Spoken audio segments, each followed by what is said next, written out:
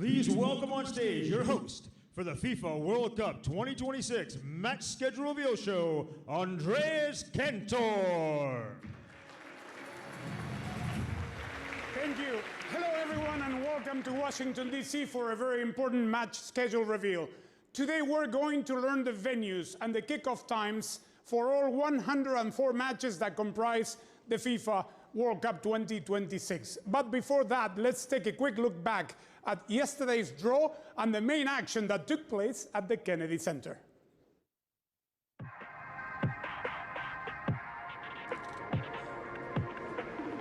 So, ladies and gentlemen, señoras y señores, mesdames et messieurs, welcome to the FIFA World Cup 2026 final draw. The winner of the FIFA Peace Prize, the President of the United States of America, Mr. Donald J. Trump. Thank you very much. This is truly one of the great honors of my life. It's going to be unlike any other event that America's seen. 48 teams, 12 groups. First up, Brazil. Scotland. Germany. Curacao. Argentina. Jordan. Uzbekistan. Cabo Verde. France. Senegal. Wow, we have some fantastic matches to look forward to in Canada, Mexico, and the US.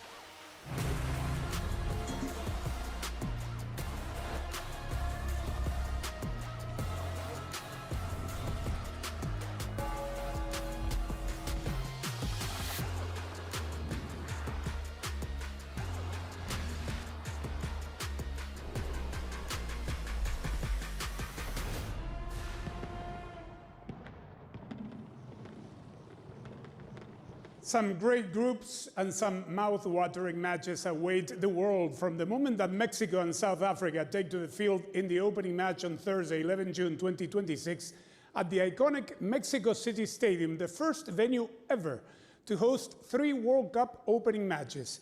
But we have some aspects that we need to explain, and for that to happen, I would like to invite our first guest on stage here to tell us how the match schedule was created. Please, a big round of applause for FIFA President Gianni Infantino.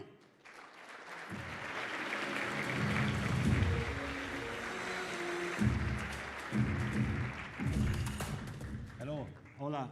Hola, ¿cómo le va? Welcome. Muy bien, muy bien.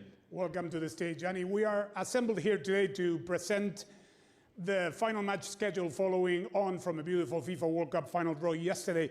Here we're once again in Washington, D.C., in the presence of the coaches and delegations from the competing teams. So how was the draw for you today? Yesterday, of course. Well, we had a fantastic draw. First of all, welcome everyone here for this match schedule announcement. I don't know how we call it. How do we call it? Ceremony? I don't know. Event. Show, because everything that happens in America, of course, has to be a little bit of a show. Welcome to the coaches, welcome to the teams, welcome to everyone who is watching us, welcome to the media. We're doing a fantastic job. Thanks for being here, and thanks for being part of this, which is a little bit the second half, right? In football, we have a first half and a second half, and then sometimes we have additional time or extra time and so on, and then even penalties. For now, this is the second half of the draw. It is the determination of the match schedule. Yesterday we had a fantastic draw, a big show, of course, as it has to be, with artists, with music, with the greatest of all times of different sports, American sports. It was really special. The 3 heads of states and governments of the United States, of Canada, and of Mexico, who joined us as well. it was, you know, I think a real kickoff to what will be the greatest World Cup ever. 48 teams for the first time, a quarter of the world participating in the World Cup. 3 host countries, 16 host cities, 104 matches, and the winner gets this beautiful trophy, which is the most iconic trophy. There are a few here who won it, the most iconic trophy in not just world sport, in the world. And I'm very proud to be here and happy to be able to contribute together with all of you to this venture. Gianni, we're going to be joined by Chief Tournament Officer Manolo Zubiria, who will talk us through the details of the process. Welcome, Manolo.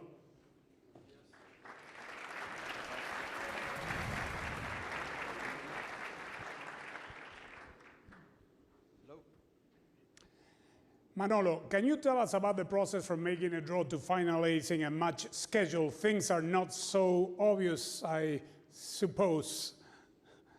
Let's just say it's been a long night. Or a short night. Yeah, it's been a fun past 12 hours. No, I mean, what a fascinating event yesterday and the draw. Finally, this has been the climax of a process, been 2 years in the making to build a schedule for the largest ever World Cup with these 48 teams, 12 groups of 4. And so yesterday, the minute that last team was drawn, there was already, from earlier on, a large group of FIFA colleagues who were all here present. We've been working together for a long time, multiple areas within FIFA to try to put together this puzzle. You would, as you can imagine, so many different things, factors, as I explained earlier to some of the coaches. We've tried to basically strike the right balance, looking at the preparation, the recovery that the teams have to do in this, very large footprint, the biggest World Cup ever. 16 cities, 3 countries, different climatic conditions, time zones. So everything that goes into this match schedule was top of mind. Again, the teams, the fans, of course, trying to minimize travel for the teams and the fans to try to see their teams play.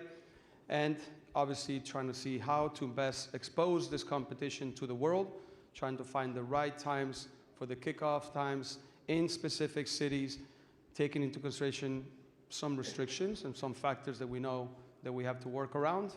And ultimately, that's what we achieved through the night. And very excited to finally be able to share it today to all the teams who I know have been anxiously waiting, as so has everybody else who has a lot of work to do once the schedule. Nobody knows. Some know. Out here. It's in my pocket. It's in my pocket. Manolo, thank you for this detailed explanation. It is much appreciated. Before we take our seats, joining us on stage are 4 FIFA legends. Alexi Lalas from the United States, Risto Stoichkov from Bulgaria, Francesco Il Capitano Dotti from Italy, and the 2-time FIFA World Cup winner, Il Fenomeno Okraki Ronaldo from Brazil.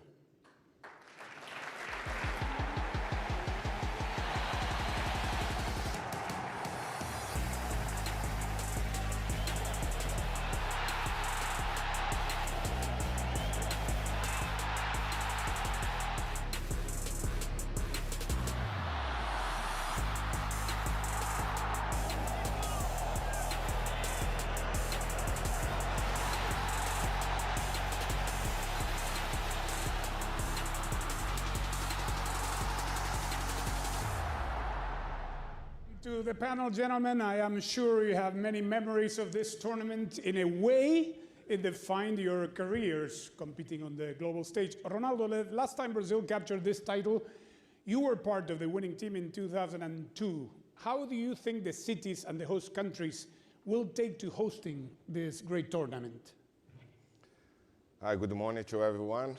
I think if we start to breathing World Cup, with the draw yesterday, and now we announce the cities, and I think it's going to be an amazing World Cup. We are all excited to start this, and World Cup is always a fun competition, a special competition for me, and I'm very excited for this. Thank you, Ronaldo. Same for you, Alexi. You also know how the FIFA World Cup can be life-changing, and you know the 11 venues in the United States very well. What experience do you think fans will have coming to the US and also to Canada and Mexico? Well, look, I am sitting on this stage with all of these legends and all these beautiful people because of the 1994 World Cup. I lived the power of what it can do to an individual, changed my life forever. But I also saw how it changed the way America looks at soccer and how the world looks at America. And so many, many years later, 32 years later, the world is coming back to my country. And they're coming back to a very, very different landscape. And we saw yesterday that President Trump, for me, I think he's going to go down as the soccer president. He is invested, he is excited, and I think when all is said and done next summer, we are going to welcome the world back with open arms, and not only is it going to be the biggest World Cup in history, not only is it going to be the biggest sporting event in history, but I think when all is said and done, it's going to be the biggest cultural event in history, and we couldn't be prouder to be hosting it in the United States, along with our friends to the North Canada and our friends to the South Mexico. 1994 remains the most attended FIFA World Cup in history, with a predicted audience of 7 million fans expected for this upcoming tournament. Many records are going to be shattered. Also, when you consider that the global audience will also be in the region of 6 billion people, it's going to be a cultural phenomenon. Thanks, Alexi. Now I think it's time that we get down to business. The game plan is very simple. We keep it simple, alphabetical, and to the point. Over the next 30 minutes or so, we are going to reveal the schedule of each of the groups, starting with A and finishing with L, and giving our guests and coaches the opportunity to highlight some key matches that catch their attention. What's crucial to know, everybody, please listen carefully, is that all fixtures are listed in Eastern Time of the United States. First up, we have Group A, featuring Mexico, South Africa, Korea Republic, and the winner of the playoff involving Denmark, North Macedonia, Czechia, and the Republic of Ireland. For the first time in history, we have had a repeat of a tournament opening match. South Africa hosted Mexico to kick things off in 2010.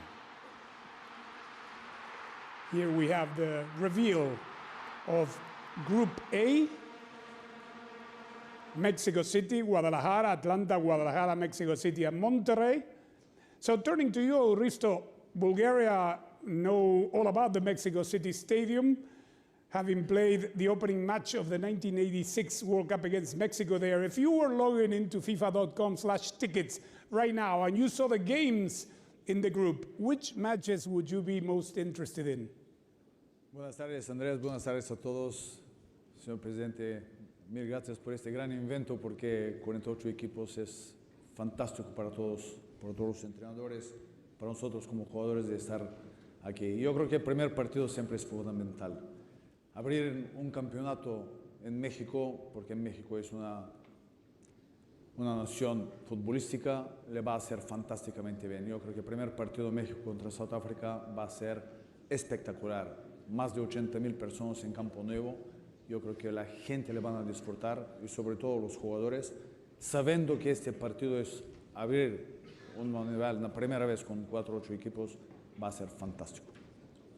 Risto says that the first match, the opening match between Mexico and South Africa in the new Mexico City Stadium will be great, knowing that the eyes of the world will be there in this new format of the tournament. Thank you, Risto. Next, Group B, featuring Canada, winner of Playoff A with Italy, Northern Ireland, Wales, Bosnia and Herzegovina, and the teams Qatar and Switzerland. We already know that Canada will play 2 matches in Vancouver, with their first match in Toronto. What jumps out at you here, Francesco Totti? Che cosa ti colpisce qui di questo gruppo, Francesco? Capitano? Ma innanzitutto buonasera a tutti, per me è un piacere essere qui con tantissimi personaggi dello sport. Ringrazio il Presidente per avermi dato questa possibilità, e diciamo che è un girone abbastanza complicato. Il Canada è la squadra che gioca in casa e vuole far vedere davanti al proprio pubblico il proprio valore. Sta in evoluzione, sta cercando giocatori importanti, perciò penso che farà un grande campione del mondo. Il Qatar è la prima volta penso che si qualifica sul campo, perciò vorrà dimostrare l'attaccamento a questo campione del mondo, e la Svizzera, squadra europea che ci ha messo abbastanza in difficoltà parecchie volte. Francesco says that Canada is making great strides in the world of football, and they're a host nation, and they will have the home crowd behind it. Qatar, which qualified for the first time, not as host, but winning the qualification rounds. And obviously Switzerland, that has shown that can complicate anybody. Thank you, Francesco. Group C features 3 teams that came together in 1998, Brazil, Morocco, and Scotland, as well as Haiti, who are back at the tournament for the first time in more than a half a century. Ronaldo, I need to turn to you, as you played in this one. One match against Scotland, that was the opening match of the tournament which you started, and then you also scored in the 3-0 victory against Morocco. How do you see this group for Brazil shaping up? Tough group, but I think we should be okay. Morocco is playing amazing for the last 5-6 years. Last semi-final, and they made the semi-final in Qatar. Should be a tough match. Scotland, always tough match, but I mean, let me see the time we play, 6, 9, and yeah, the time of the matches is good for Brazil. It's not too hot. We play in Miami, New York, and Philadelphia. Should be okay for the good draw. I mean, it's gonna be beautiful. Thank you. Next. Carlo, Mister. Mr. No pressure, huh? Walid, you agree? Okay, the 2 coaches agree with the first match already. That's it's fantastic. Thank you. Group D featuring the United States, Paraguay, Australia, and the winner of playoff C between Turkey, Romania, Slovakia, and Kosovo. This group has a real West Coast feel with 2 matches in Los Angeles and San Francisco, and 1 apiece in Seattle and Vancouver. We already know that the United States will play 2 matches in LA, with their second match in between being held in Seattle. What jumps out at you here, Alexi? Well, la selección de todos. Yeah. I know I'm supposed to come on here and say, you know, we respect everybody and it's a very difficult group and everything, but, you know, if you believe in the soccer gods from an American perspective, I love this group. I love this group. Obviously, I'm sure the Paraguay Federation and the Australian Federation will meet me in the lobby after, but I think that this is a group that the United States can win, and I think the American public should expect the United States to come out first in this group. You mentioned the West Coast. A lot of talk about weather next summer, right? Keep in mind that we have 4 indoor venues, too, in this World Cup, in Atlanta, Houston, Dallas, and Vancouver. So it's going to be interesting to see that. But from a West Coast perspective, we'll have wonderful weather, wonderful history in Los Angeles, and Seattle is a huge soccer town. So I'm very, very excited. I'm very bullish about this group from an American perspective, and we look forward to the games against Paraguay, Australia, and whoever comes out of the UEFA group there. Thanks, Lexi. Group E features 2 matches in Philadelphia. Let's see what's happening here. FIFA President Gianni Infantino, do any of the matches in particularly in this group catch your eye?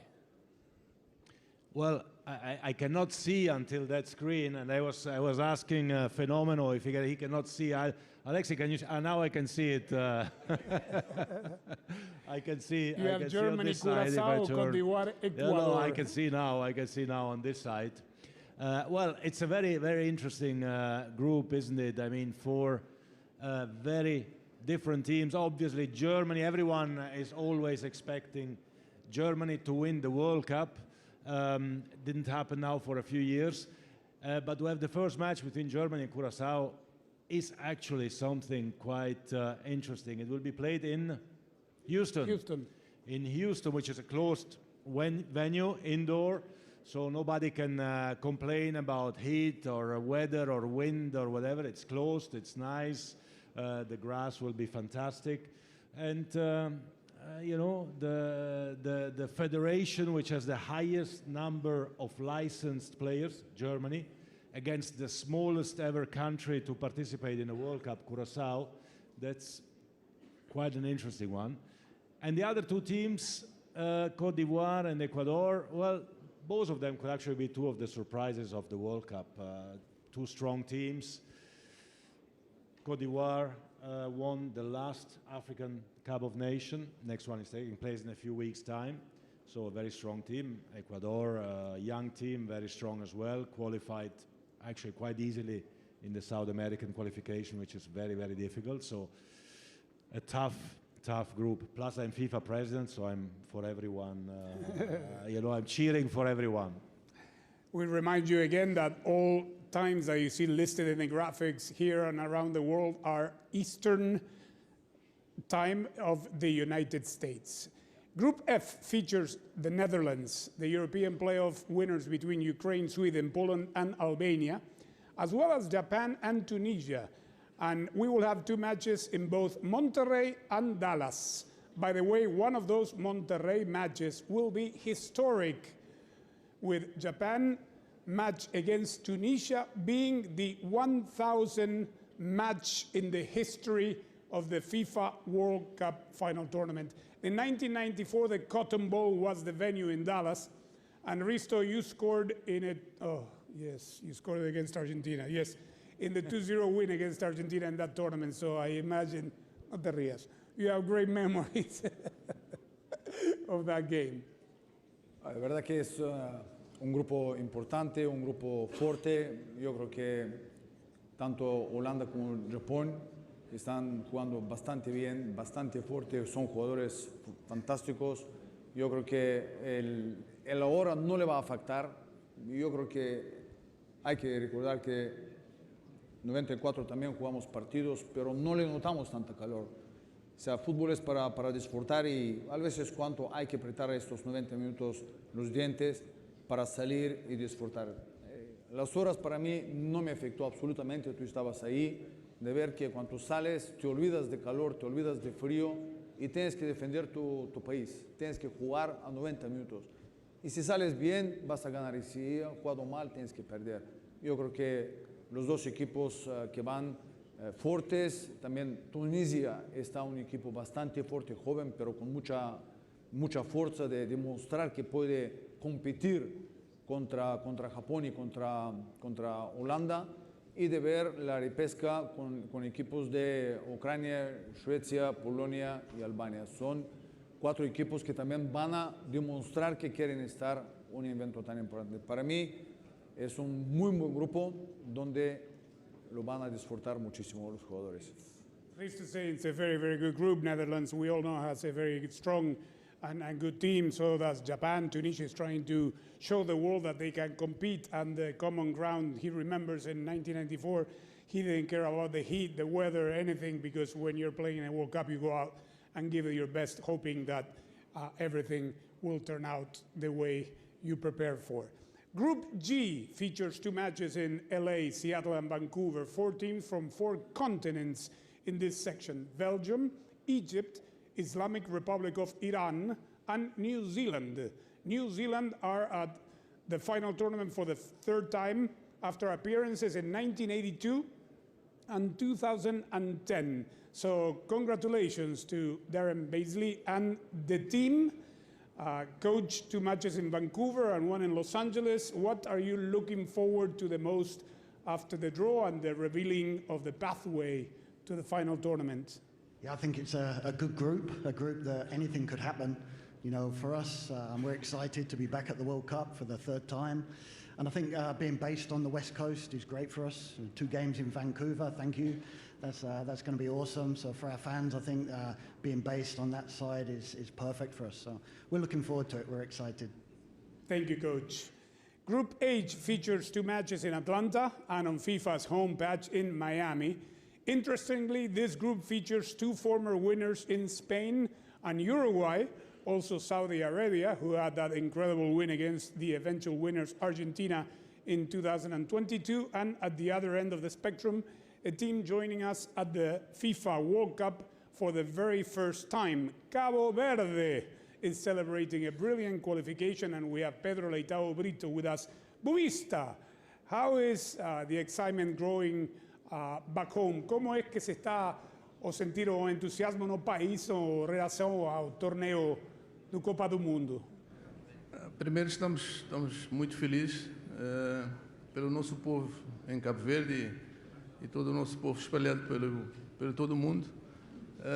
E feliz também por poder defrontar 2 campeões do mundo, que é a Espanha e o Uruguai, e também poder jogar contra a Arábia Saudita, que é uma grande equipa.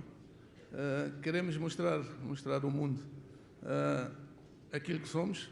Somos um país pequeno, mas desejamos sempre que temos um coração grande. Thank you, Coach. Buvista says that it is an honor to be here in the World Cup, especially facing 2 former world champions and also Saudi Arabia. We are a small country, but we want to show the world that we have a big heart and that we can compete. The next group features a 3rd former opening match to a FIFA World Cup. We have seen Mexico versus South Africa and Brazil against Scotland, and now we are reminded of a famous opener from 2002. The first FIFA World Cup final tournament match to be played in Asia.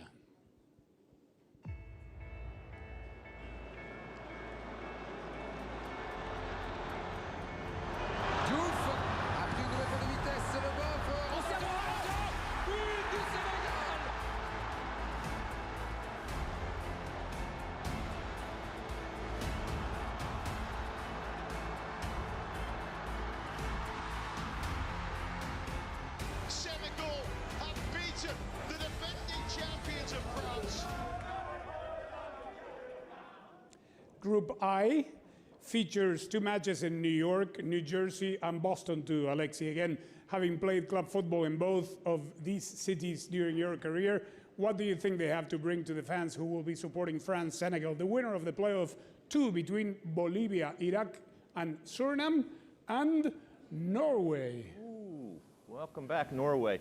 Well, obviously, New York and the New York metropolitan area and Boston and that whole New England area has a long history when it comes to the game, when it comes to World Cups, when it comes to support of the game. And so I think these games and these teams, they lucked out by being able to play in these incredible venues and in these incredible areas. Yes, it's going to be hot. It's hot in the summer in the United States. It was hot in the summer in the United States in 1994, and it'll be hot in the summer of 2026. That's just the way that it goes. But I think this is a wonderful group, and I think the people of Boston and New England and the people of New York and the New York metropolitan area and New Jersey, yeah, I know from the history, they are going to come out, they are going to make it a party, and they are going to see some wonderful soccer. Thanks, Alexi. Group J features 2 matches in Dallas, Kansas City and San Francisco.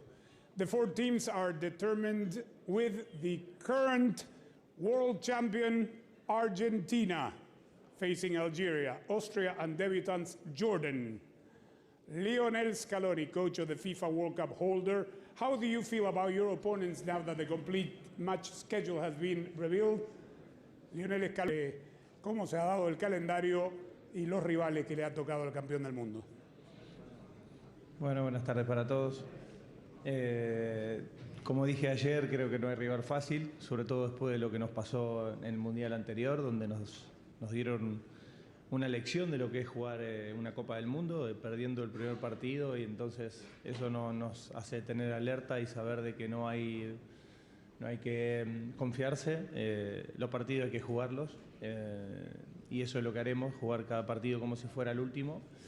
Ahora he visto los horarios, hay uno que es a la 1 de la tarde y bueno, se dará un poquito de calor, pero como decía Stoikov, son partidos, hay que jugarlo, el calor es para los dos y no hay excusa. Así que estamos expectantes, con Mundial a la vista y esperemos que vaya bien.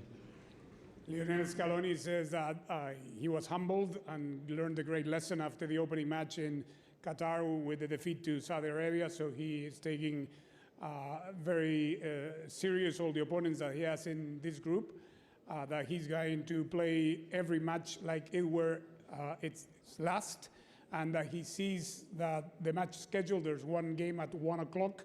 Like Risto says, the heat is good, is for both teams, and we will play it, but the 1 o'clock, let me say, it's under the roof in Dallas, so that should be manageable.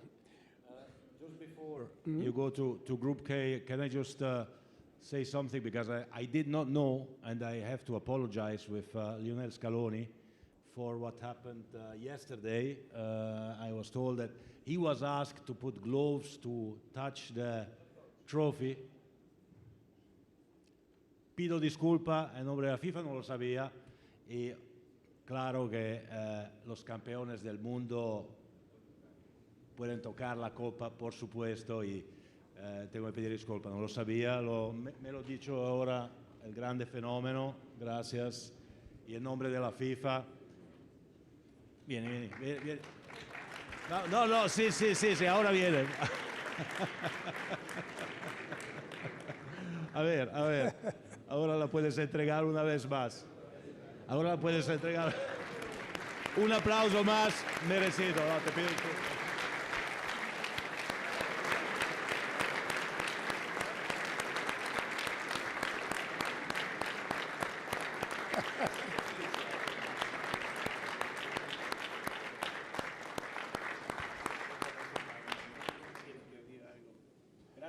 Gracias, pero lo que quieras.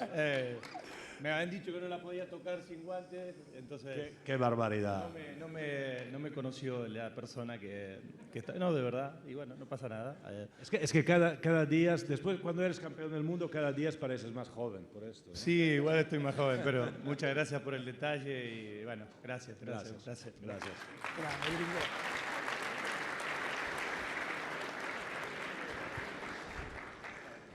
Group K, thank you for that, Mr. President.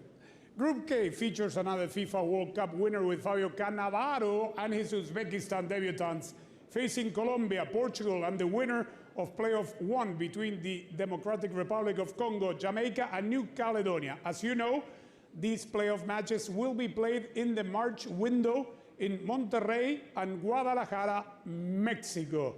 Here's the schedule with the kickoff times.